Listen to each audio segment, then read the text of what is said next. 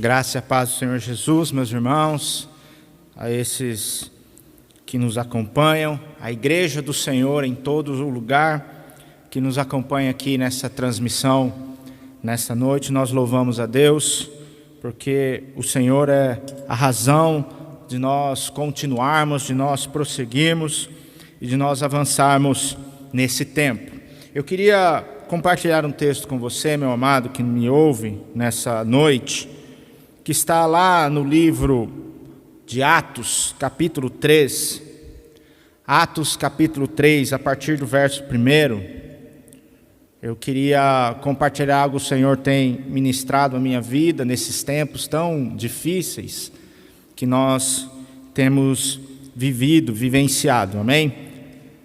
Livro de Atos, capítulo 3, eu quero ler alguns versículos.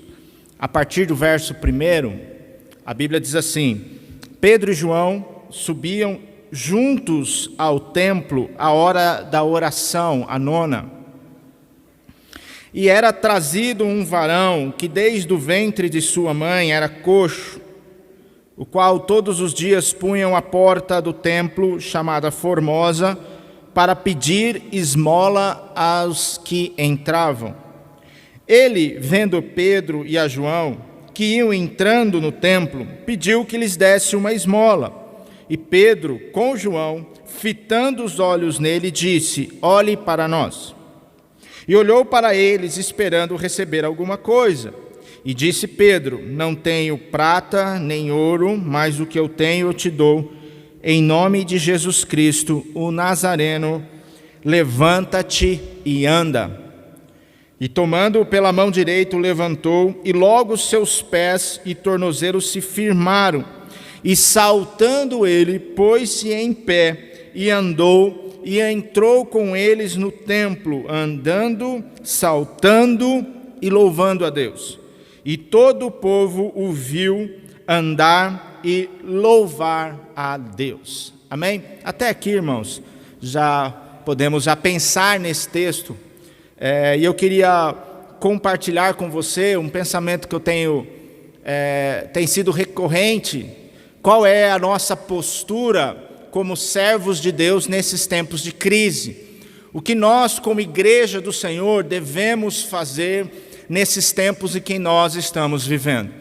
Nós precisamos entender que, como pessoas, nós também estamos envoltos num tempo muito difícil, e nós falamos isso a nível mundial. Num tempo em que nós vemos a morte se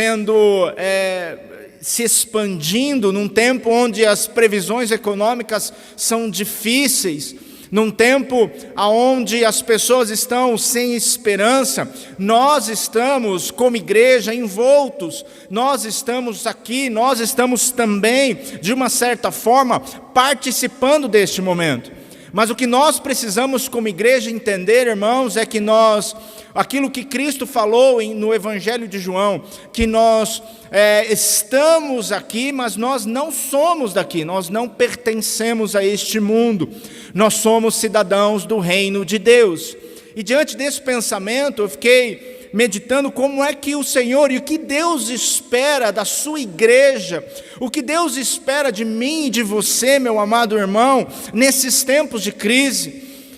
Nós sabemos que, por estarmos envolvidos nisso, muitas vezes o medo vem sobre nós, o temor vem sobre nós, as preocupações vêm sobre nós, como vai vir sobre as pessoas que não têm conhecimento de Deus, porque estamos vivendo o mesmo momento, estamos aqui na mesma página que eles. Mas o que nós temos de diferente, irmãos, é a voz do Senhor. O que nós temos de diferente é a presença de Deus. E é sobre isso que eu queria pensar com você que me acompanha aqui nesta noite. E o meu desejo é que o Espírito Santo ministre a sua vida e te encoraje nessa noite, porque você é um cidadão do reino de Deus. O texto que nós lemos fala de uma passagem bíblica. E eu queria, para que nós pudéssemos ter uma compreensão melhor, eu queria fazer uma separação. Eu queria falar primeiro do palco aonde esse texto se desenvolve, aonde os personagens aqui estão transitando. E depois eu quero falar dos personagens em si deste texto. O palco que nós estamos vendo aqui, onde se desenvolve essa história, é o templo que está em Jerusalém. O templo, meu irmão, é um lugar onde naquele tempo a religião judaica fluía, a adoração corria para o templo de Israel. E o templo não foi algo que nasceu no coração do homem, o templo não foi uma invenção do homem, mas o templo nós vemos ali no livro de Êxodo, que foi uma revelação de Deus para o povo de Israel.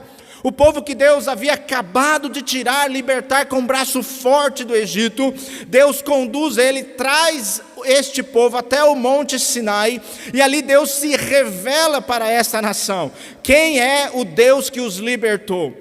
E quando Deus começa a se revelar, uma coisa extremamente importante que nós vemos é que Deus dá orientações a Moisés para que seja construído um local aonde Deus possa habitar e estar com o seu povo.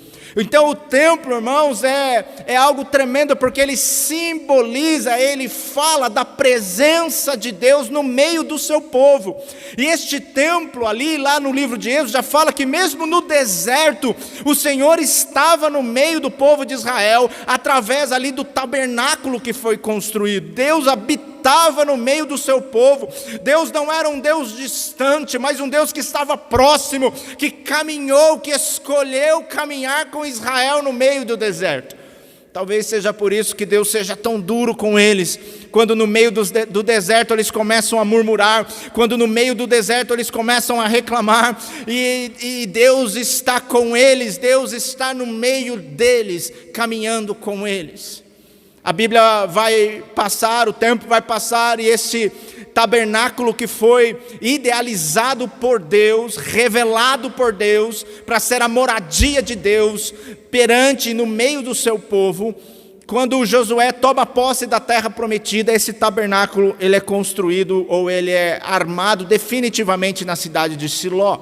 O tempo vai passar, um dia já sobre o reinado do rei Davi. Davi olha para o templo de Deus e percebe que Deus está ali em tendas, e ele intenta no seu coração a construção definitiva de um lugar onde Deus pudesse habitar. E Deus permite, não deixa que Davi, mas seu filho Salomão vai construir o templo, um templo maravilhoso, suntuoso, que reflete realmente quem era o Deus e como Israel via o seu Deus. Lá em 1 Reis capítulo 8 nós vemos a consagração desse templo, o Espírito, a presença do Senhor habitando ali no templo, e os homens sendo impactados por essa presença de Deus.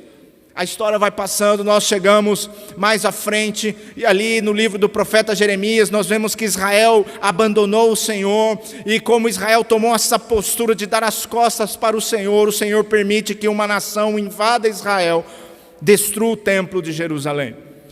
A história continua avançando, e lá em Neemias, Esdras, nós vemos que o Senhor permite, depois de um certo tempo de cativeiro, que a nação de Israel volte, e agora eles reconstruam ou construam um segundo templo sob o comando de Zorobabel.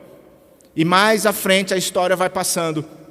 É ali mais ou menos em 19 a.C., Herodes ele vai ampliar esse templo, ele vai não só reformar, mas ampliá-lo de uma forma grandiosa.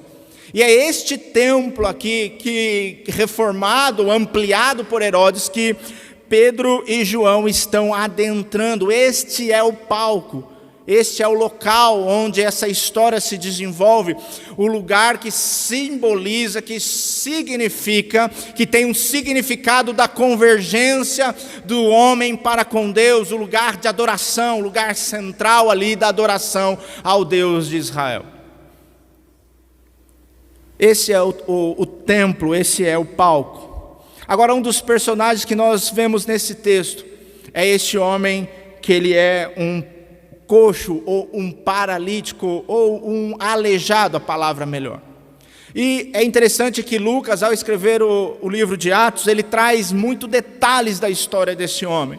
Lucas vai dizer que este homem, ele era trazido ali e colocado na porta do templo, uma das portas do templo, e essa porta que dava acesso a um átrio se chamava Formosa.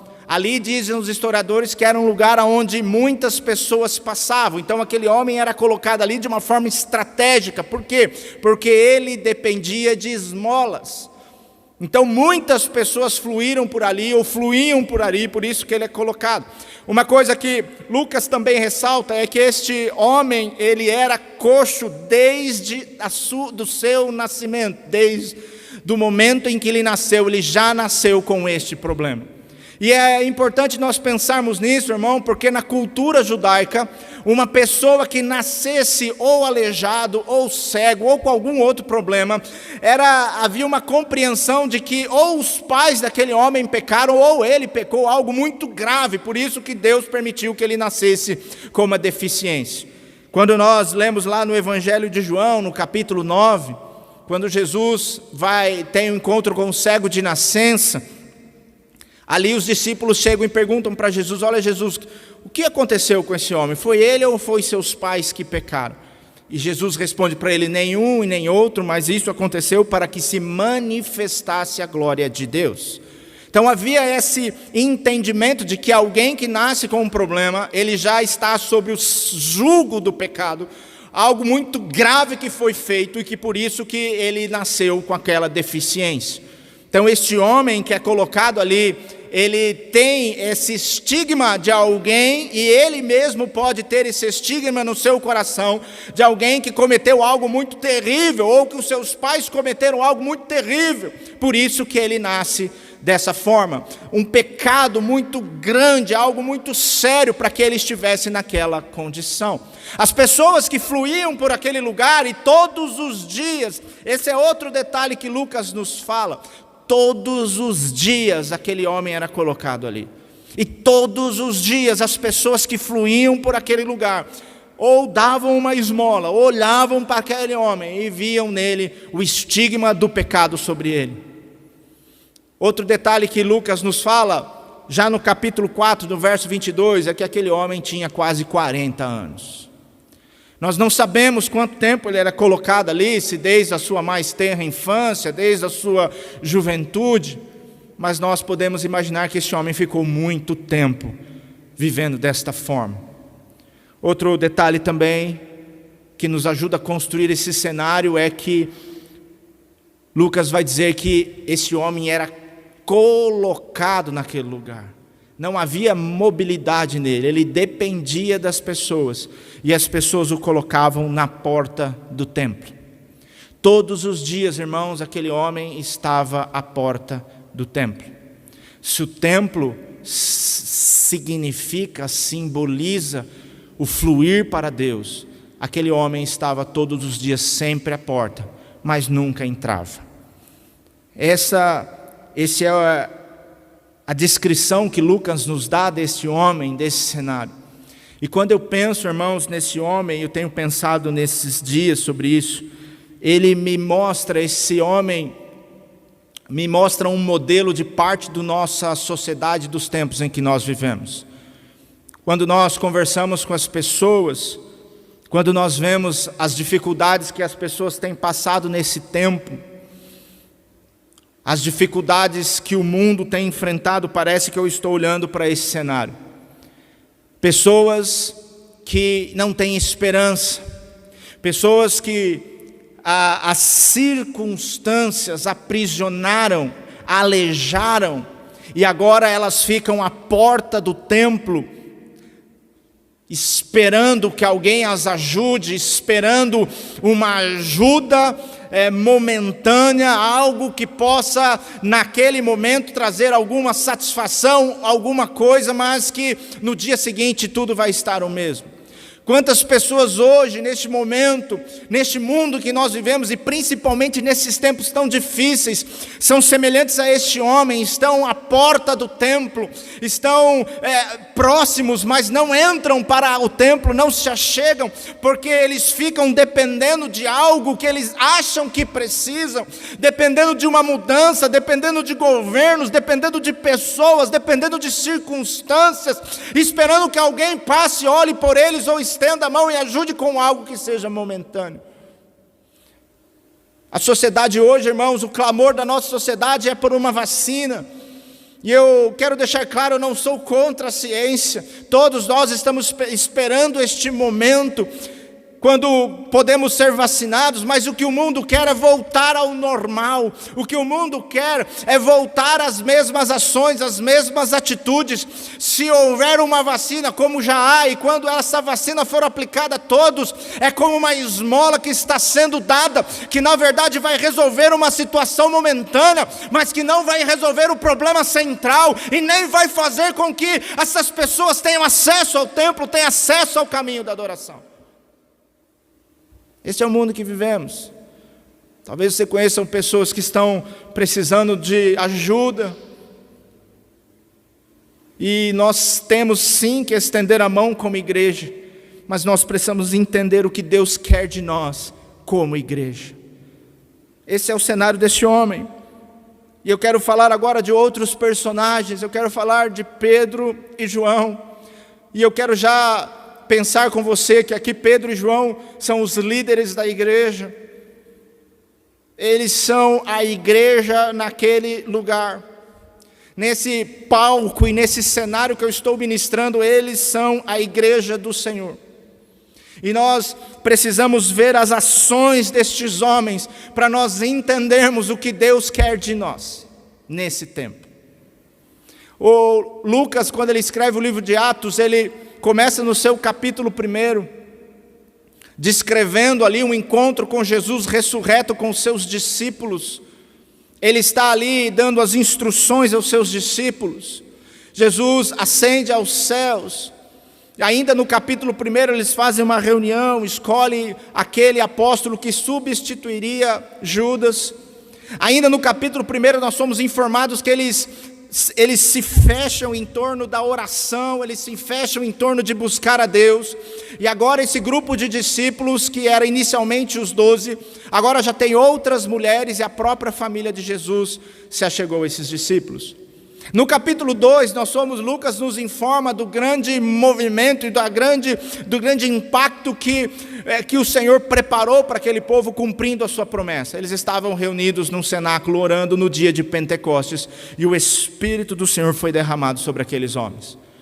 Pedro, com uma ousadia advinda do Espírito Santo, ele começa a ministrar com ousadia uma palavra poderosa que fala dos feitos, dos desígnios e dos propósitos de Deus em Jesus Cristo. As pessoas que estão ali, judeus de toda parte do mundo, estão ouvindo esta mensagem, e o texto diz que o coração de muitos se entregam ao Senhor, e naquele dia quase 3.000 almas se agregam, se entregam, entendem o propósito de Deus. E aqui no capítulo 2 ele continua falando de como essa igreja está se movendo agora, cheia do Espírito Santo, igreja que está reunida em torno da oração, do partir do pão, persistindo na doutrina dos apóstolos. No capítulo 3 nós somos informados dessa história. Pedro e João estão indo ao templo orar. E eu queria a primeira coisa pensar com você, irmãos, o que Deus quer da igreja nesse tempo? Deus quer uma igreja que se converte, ou que se converge, ou vai em direção a Deus em oração. Fica claro que Pedro e João e todos os outros discípulos e toda essa igreja sabe que tem que estar em conexão de oração com o Senhor. O que eu observo nesses textos, a primeira coisa é que eles estavam buscando a Deus em oração. E muito mais do que um mantra que nós vamos ficar repetindo, irmãos, o porquê que nós temos que estar em oração. Porque neste tempo, somente quem estiver buscando a Deus em oração vai entender, vai sair dos lugares baixos, vai ser levado aos lugares altos do Senhor, aonde vai poder entender o propósito do reino de Deus e a mensagem que Deus tem para este mundo. O grande problema é que nós olhamos para o lado, ouvimos muitas notícias, olhamos os cenários que estão nos sendo apresentados, e como igreja, como cidadãos do céu, como pessoas que têm uma resposta para esse tempo, nós nos afligimos, nós nos angustiamos, e nós vamos nos fechando em torno dos nossos medos, e paramos de orar, meu irmão, e paramos de buscar ao Senhor, e de repente nós estamos semelhantes àqueles que não conhecem ao Senhor, tão amedrontados contra. Escute, meu irmão, não estou dizendo para você que nós não devemos ter precaução, nós não devemos entender o cenário, nós não devemos obedecer às autoridades no sentido de nos preservarmos. Sim, nós devemos, mas nós não devemos nos amedrontar com este tempo, nós não devemos como igreja nos calar, nós não devemos, irmão, nos assemelhar aos outros, porque se tem alguém que pode trazer uma mensagem para este tempo, esse alguém é a igreja do Senhor. Se tem alguém que tem uma palavra de esperança, meu amado, é eu e você, somos nós. Nós temos uma palavra do céu, meu irmão, para este tempo. Eu sei, eu estou passando os mesmos tempos, eu estou aqui juntamente com você, passando por os mesmos problemas, mas é somente através da oração, meu irmão, que nós vamos ouvir o que o céu está nos dizendo. É somente na oração, meu amado, que o Senhor vai calçar a nossa fé com uma autoridade, com um conhecimento e com algo sobrenatural, que é a capacidade de ver além do que os nossos olhos conseguem enxergar. É só através da oração que a autoridade de Deus estará sobre nós. E esses homens estão indo ao templo, o horário é mais ou menos umas 3 horas da tarde. Pedro e João, eles sabem que o templo já não representa mais o propósito inicial. Eles sabem que agora o Senhor disse que os adoradores, eles adorariam em espírito e em verdade. Pedro e João ouviu Jesus, ou conheceu o que Jesus disse para aquela mulher samaritana, quando disse para ele: olha, a adoração mais não se dá em Jerusalém, ou nesse ou naquele monte, não se dá mais em lugares físicos ou não, a adoração agora é em espírito e em verdade. Mas Pedro e João são judeus, eles são convertidos, eles estão indo orar ao Senhor no templo. E quando eles estão entrando no templo, aqui nós temos o choque das realidades. Aquele homem coxo, ele olha para esses homens e ele está olhando e esperando que receber algo. O texto vai dizer que aquele coxo vê Pedro e João entrando e pede uma esmola. E aqui tem outra coisa que é muito importante nós vermos. Quando Pedro ouve aquele homem pedindo uma esmola, Pedro e João dizem para aquele homem: olhe para nós. Ele chama a atenção daquele homem para si. O que Deus quer da igreja? O que o Senhor quer de nós? Que nós venhamos a dizer às pessoas que não conhecem o Jesus: olhe para nós. Olhe para nós. Esse olhe para nós, irmãos, é uma convicção de que temos algo poderoso, de que temos uma mensagem poderosa, de que temos uma convicção no nosso coração, que não vem da terra, mas vem do alto, vem do céu. Esse olhe para nós é uma ousadia, é olhar para as pessoas nos seus momentos de dificuldades, e ao invés de dizermos olhe para as autoridades, olhe para os governos, olhe para a ciência, não, é dizermos olhe para nós, olhe para a igreja do Senhor, porque é na igreja que há uma mensagem transformadora. Olhe para nós é uma postura de convicção do que Deus nos chamou, da nossa identidade, do nosso propósito. Qual é o seu propósito, irmão? O Senhor Jesus, quando estava orando pelos seus discípulos na oração sacerdotal, Ele diz algo que é muito poderoso. Ele diz: Pai, eu não peço que os tire do mundo, mas que os livre do mal. E da mesma maneira, Pai, que o Senhor me enviou a esse mundo, agora eu envio eles ao mundo. Propósito. Olhe para nós, irmãos, é uma convicção no meu e no seu coração, enquanto igreja de Cristo Jesus, de que nós temos uma mensagem, de que nós temos algo poderoso, e a mensagem é Jesus Cristo de Nazaré. A mensagem é que há salvação, há esperança. A mensagem é que, a despeito de qualquer circunstância, há poder de Deus para transformar as vidas, e não só resolver casos momentâneos, mas mudança de destino. Propósito de Deus. Olhe para nós. É uma igreja que se converge a Deus em oração. E é uma igreja que, quando sai da oração, ela sabe que tem uma mensagem. Ela diz para a sociedade: olhe para nós. Olhe para nós. Ousadia de chamar a responsabilidade. Outra coisa que nós vemos é a resposta de Pedro. Ela fala muito aos nossos corações. Ele diz para aquele homem: olha, eu não tenho nem ouro e nem prata, mas o que eu tenho, eu te dou.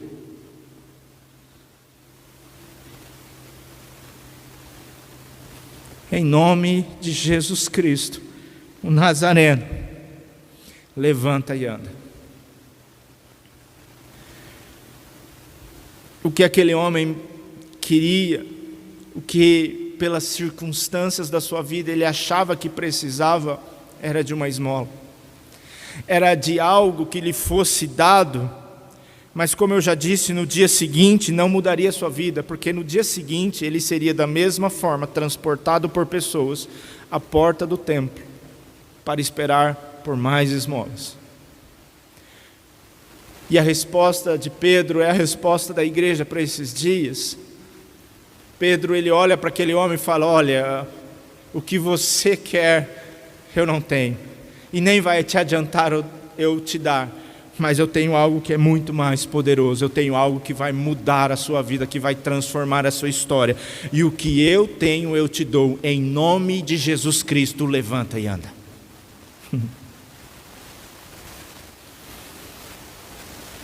A igreja, a mensagem que nós temos, irmãos, ela é muito poderosa.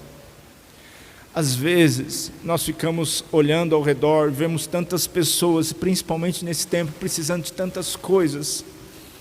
E nós nos debatemos por tentar dar coisas a estas pessoas que os ajudem nos seus momentos de dificuldades, nas suas lutas momentâneas. E às vezes, como igreja, nós temos negligenciado algo fundamental, o principal propósito, que é anunciarmos o nome de Jesus Cristo, a obra de Cristo, o amor de Deus àqueles que precisam. Nós podemos, como igreja, estender as mãos? Sim. Olha o que o apóstolo Pedro ele faz logo após ele anunciar a Cristo. Ele toma o homem pelas mãos e coloca de pé. Ele estende as mãos sobre aquele homem. A igreja, ela estende a sua mão, mas ela estende a mão depois de anunciar o nome de Jesus Cristo. De anunciarmos aquilo que não vai suprir momentaneamente apenas uma necessidade de uma pessoa, mas nós temos um evangelho, meu irmão, que pode transformar a vida das pessoas, que pode mudar o seu destino, a sua história. É isso que nós temos, é isso que o Senhor quer, é para isso que o Senhor nos enviou o seu Espírito, é para isso que o Senhor derramou sobre nós o seu amor, nos deu identidade e propósito para que nós anunciemos as virtudes daquele que nos tirou das trevas e nos transformou nos levou para a sua luz. Esse é o propósito de Deus sobre as nossas vidas, esse é o propósito de Deus para a igreja hoje. Nós temos uma mensagem que é poderosa. Nós temos que estender as mãos, sim. Mas eu quero dizer para você, meu irmão, não feche a sua boca, não cale-se, anuncie Jesus Cristo, fale do que Deus tem feito na sua vida, fale de como Deus mudou a tua história, anuncie o Evangelho, fale que Jesus Cristo é o único caminho que leva as pessoas a Deus, que só em Cristo nós nos reconectamos com Deus, só em Cristo os nossos pecados são perdoados. Pedro anuncia essa mensagem poderosa. E ele pega o homem pela mão. E a Bíblia diz que os seus tornozelos se firmam, os seus pés se firmam. E aquele homem começa a saltar, a andar. E o que mais me impressiona nesse texto, irmãos, é que este homem poderia correr para sua casa agora. Ele está curado. Ele poderia sair pelas ruas de Jerusalém, ele poderia correr para sua casa, mas sabe o que ele faz? Ele entra no templo. Esse homem esteve 40 anos à porta do templo, mas por causa do encontro com Cristo, ele entra no templo, no lugar da adoração, no lugar onde se converge a adoração ao Senhor. Esta é a mensagem desta igreja. Esta mensagem que nós temos ao mundo que está à porta, carregado dos seus pecados, à porta do templo. Há autoridade sobre mim e sobre você, para anunciarmos as virtudes de Cristo, anunciarmos o poder de Deus, anunciar o sangue de Cristo derramado naquela cruz, e desta forma levarmos pessoas a entrar diante da presença de Deus, a entrar na presença do Senhor, a serem reconectadas em Deus e ter a sua história mudada. Este é o cenário, irmãos, desse tempo. O que o Senhor quer de nós? O Senhor quer da sua igreja ousadia. O Senhor quer de nós que nós falemos, que nós anunciemos a Jesus Cristo, o único que pode mudar vidas e mudar histórias. Que o Senhor, meu irmão, nesta noite toque o teu coração. E se você que está nos assistindo, meu amado, se você ainda não entregou a sua vida a Cristo, você sempre ouviu falar de Jesus, mas você está semelhante a esse homem à porta do templo. Hoje é o dia de você entrar no templo. Hoje é o dia do Senhor te visitar, o Senhor transformar a tua história. Hoje é o dia do Senhor, este é o ano aceitável do Senhor na sua vida. E aí aonde você está, cansado das suas lutas, cansado de resoluções momentâneas, de ajudas que não mudam o teu cenário, entregue a sua vida a Jesus. Ore e peça para que o Senhor traga esta grande salvação em Cristo Jesus. Entregue a sua vida aí. E a partir deste momento, o Senhor vai marcar a sua vida, o Espírito do Senhor fará morada no teu coração, e você terá acesso, não mais a um templo físico, mas acesso à sala do trono do Senhor, aonde você vai encontrar o socorro, a graça e a bondade de Deus. Entregue a sua vida ao Senhor. Este é o propósito, não é à toa que você está ouvindo essa mensagem, não é uma coincidência, o Senhor preparou para que você ouça o que o Senhor Jesus tem para fazer na sua vida. O Senhor te ama e o Senhor quer transformar a sua vida. Entregue-se a Ele, abra mão das suas resistências, chega de ficar à beira, chega de ficar à porta.